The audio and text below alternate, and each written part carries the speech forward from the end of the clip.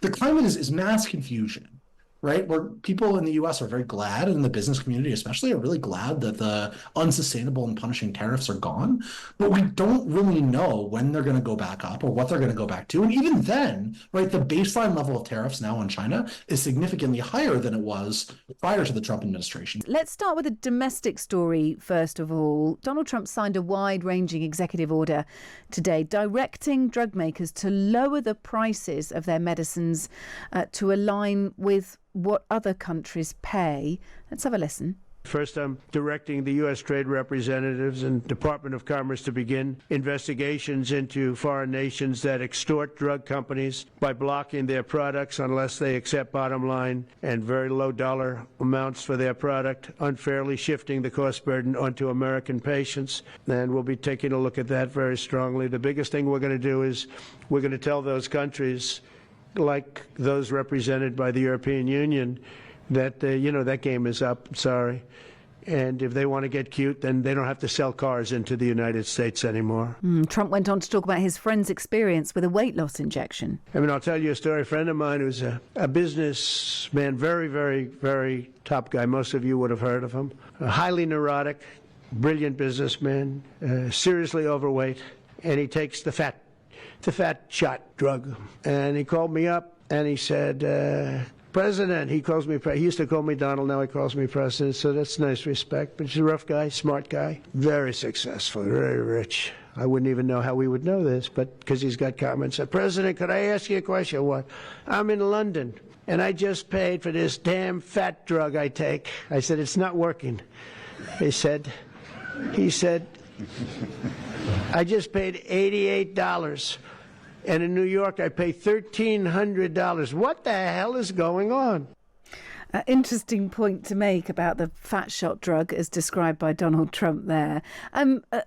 Zack, this is quite significant. What he's saying here is that US drug companies are taking advantage of American consumers. He wants to reduce prices by 30 to 80%. I mean, presumably this is what happens when you have a country that requires you to have private medical insurance, that it allows drug companies to sort of charge what they want to some extent. Yeah, so, I'm American, but I live in Canada right now. And the difference in terms of the nature of the healthcare systems is night and day. Now that I've gotten access to the Canadian system, you just go in, you don't have to pay anything. I don't have to tell you, your mostly British audience, how nice it is to not have to navigate for-profit healthcare in the same way. That extends to drug prices as well. But the problem with this executive order, as much as I sort of appreciate the thinking behind it, even if I wouldn't endorse the language that the president used in that call, is that nobody knows what it does. I talked to one of my colleagues who's a healthcare reporter, has been on this beat for many years. And I asked him, so, how does this work? What's going to happen in it, et cetera? He's like, I don't know. Nobody knows. The text of the language is so vague, and the actual statutory justification for Trump to do anything relating to drug prices unilaterally so unclear that it's very difficult for me to know what to make of his decision to come out rhetorically swinging on this topic. So can he or can he not force pharmaceutical companies to match the lowest global prices of a drug? Well, to know that, I would have to know what exactly he is proposing, right? Like what legal mechanisms are in question here. I can't tell you abstractly, can the president do it? It's really hard to say. I don't believe, though, that there are any lawfully prescribed powers that say you can apply X lever of pressure on pharmaceutical companies until they do Y with prices. That does not exist in the American system. So what Trump would have to do is try to figure out some kind of justification based on existing statutes, maybe emergency powers. He loves to use those to do all sorts of different things, and try to make them into justifications for some kind of, I don't know what the coercive mechanism would be either, right? But they have to figure all this out. And right now, all we have is what is essentially a proposal to study a possible plan for how this might get done. And in that world, I'm just sort of left thinking, I don't know what to say. I don't know what even to think or to believe about this particular announcement today. This happens a lot with the administration.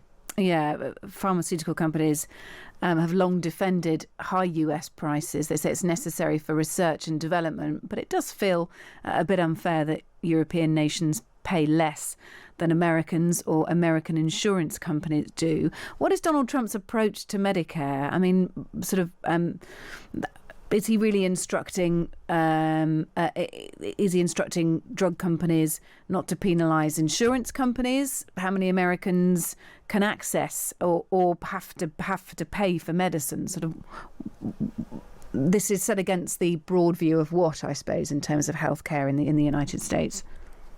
Yeah, I mean, for most people, like Medicare only applies to senior citizens, right? And for most people, you get your healthcare through your through your employer, right? There's for a complex set of reasons that are not worth getting into right now. In the years after World War II, instead of evolving a proper social safety net, America outsourced all of its health insurance stuff to private insurers who do, and specifically to employers, who then work with private insurers to develop plans that they want to pay for that they can give to your employees, right? Like a few problems with this. One is that it makes healthcare contingent on employment. And when you are not employed, it is very difficult to get health insurance, though easier since Obamacare passed. And two, it means that the companies that you work for are in charge of setting your healthcare plan, and they have to determine what they want to pay for. And that means that if you're in a low-wage job and your employer doesn't see a lot of value in giving you significant health benefits, then you may very well get a really bad health plan that doesn't cover a lot of things. And this matters for prescription drug pricing too. So when, the health benefits determine how much you pay when you're getting your prescription, right? So if you have good benefits, as I did at my job, right, in the US, I would pay almost nothing for most drugs. Not all drugs, but most regular drugs that you were getting, just sort of your normal prescriptions for whatever it is that your everyday ailment is.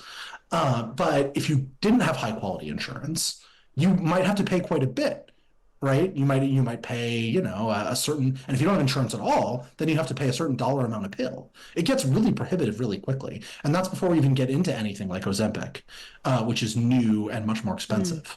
Interesting. So okay. it's a very difficult system. Yeah. Okay. All right. We'll see where that one goes. On China, we have seen what Donald Trump has called a total reset after both countries agreed to reduce tariffs on each other's goods for 90 days. The U.S. Treasury Secretary Scott Bessent praised the new deal earlier today.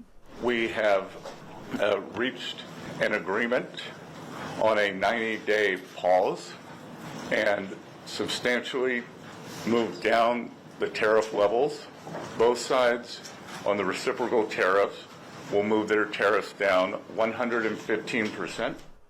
That was Scott Bessent there. Trump says that he expects to meet Chinese President Xi Jinping. He's told reporters at the White House that he doesn't think tariffs on the country will reach the same heights as before. So at the moment, there is a 90-day proposal. The US has lowered their tariffs on China, and China have done the same. We've just had a guest on actually talking about how it feels like China's won on this one. But I wonder what the general climate is on it. There is a lot of concern over Donald Trump's tariff policy throughout America. And here he has shown at least that he is willing to negotiate, that he's willing to not hold a grudge, to try and ease some of the pressure, certainly on the markets, caused by these tariffs. Yeah, I mean, you need to understand that there are two separate and mutually contradictory, mutually exclusive, to go even further, ways in which this administration talks about tariffs, right? So one of their arguments is that you need to decouple the United States from other countries, particularly China, and that means high tariffs on imported goods until we can build up our domestic manufacturing capability. The second argument is that we need to set out the high tariffs as a negotiating rate, right? Basically, other countries are taking advantage of us. We need to come to agreements with them, and we'll punish them until we can return to a baseline where they stop taking advantage of us and trade can truly be free, right? But it can't be both of those. Right, it can't be we need to keep high tariffs until the many years down the road in which we're building iPhones in the US or whatever, and that you're trying to negotiate a free trade agreement with countries where wages are inherently going to be lower than they are in the US, and it's going to be cheaper to manufacture in those countries. Right, you can't have both of those. So the Trump administration ping-pongs between them, and it's difficult to tell which one is sort of the operative logic or what's in the driver's seat at any point in time. Trump himself, I'm not sure if he knows that these views are contradictory. I truly don't grasp his grasp of trade, in the sense that what he says about something like a trade deficit is so divorced from what a trade deficit actually is, that I genuinely believe he just does not understand the concept. And that makes it difficult to map it on to the justifications his administration is giving as to why they're doing the policies that they're doing. All of this is a roundabout way of saying, in answer to your question, the climate is mass confusion, right? Where people in the US are very glad, and the business community especially are really glad that the unsustainable and punishing tariffs are gone. But we don't really know when they're going to go back up or what they're going to go back to. And even then, right, the baseline level of tariffs now on China is significantly higher than it was prior to the Trump administration, which means things are still going to be more expensive. And it's not clear what the United States gained out of any of this. Yeah. It's just, it's immensely confusing, more than anything else. Which I will add as an addendum, the high prices are a problem. People are still very upset about that. Yes, and there's items like tech and also baby goods. A lot of baby equipment comes from China, and that is causing pain on families. So US tariffs on Chinese imports will fall from 145% to 30%. Chinese tariffs on some US imports will fall from 125% to 10%. That is for 90 days. Scott Bessent saying the consensus from both countries was that neither side wants a decoupling, but we've only got a 90-day arrangement here, which doesn't help anyone who's thinking about, about their supply chain effectively, if you're a US business or if you're a business reliant on things from China. Let's move on to Donald Trump's tour of various Gulf states, Saudi Arabia, Qatar and UAE. He's set to arrive in Riyadh, Saudi, tomorrow. And he's been talking about all the great deals that he has already made, according to Donald Trump, $1 trillion of trade investment secured by Saudi. That is what Donald Trump says that he's got. And this is a big PR exercise from Donald Trump, but it has caused a few nervous glances to come from Israel. What do you make? How's this tour of Gulf states being reported in the United States, Zach? Well, it's sort of unclear what to make of it right now. Usually, president, and this is sort of a theme of my comments, I guess, it's a very unpredictable administration, chaotic in a lot of ways. But this administration is eschewing the normal model of a presidential foreign trip, where everything is tightly choreographed. You know what's going to happen. You know what the purpose of the trip is going to be. And basically everything that unfolds afterwards is as predicted and as announced. Right? We don't know what Trump is going to say, in part because we don't know what his stance is on some of the really fundamental issues going on in the Middle East right now. For instance, there are negotiations with Iran right now about a new nuclear deal. The alternative is primarily being presented as war with Iran, which are two extreme options. Really, truly polar opposites. And they reflect deep disagreements inside of the Trump foreign policy team about whether the issue with the Biden administration was that it was too engaged with the world and too unwilling to strike deals with allies, or whether it was too unwilling to strike deals with enemies, or whether it was too afraid to assert American dominance and power in regions like the Middle East, which is a view that some of they're two essentially competing visions of what America first means, right, in Trump's slogan, and means put domestic issues first, or show that America can bestride the world like a colossus and still dominate everybody. And we don't know which of those approaches is going to dominate in the Middle East. We don't know what Trump is going to do about the announced upcoming Israeli in Gaza, offensive in Gaza, which has been delayed until after Trump's trip. But if it's implemented, would be a nightmare of unimaginable proportions. The Arab states are very opposed to this, and Trump is only going there. So the Israelis see it as a snub, but so far, Trump has done nothing to do anything to stop Israel from implementing this truly nightmarish new Gaza plan. But I think it's worth noting that we've seen the release of a US-Israeli hostage today. The whole point of Israel wanting to effectively take over the Gaza Strip again was to press Hamas on hostages, and lo and behold, a hostage has been released, but it is an Israeli American, thought to be something of a goodwill gesture by Hamas for Donald Trump. So there's some interesting optics involved here. Qatar say that no decision's been made about the possible transfer of an aircraft for temporary use as Air Force One. But this is one Trump got ahead of. He sort of has appeared to gleefully accept this luxurious 747-8 liner, described as a palace in the sky. Zach. This is, I didn't know if you're going to play him talking about it because it's really funny when he does. But look, this is ludicrous, right? It's one of the craziest things I've ever heard of.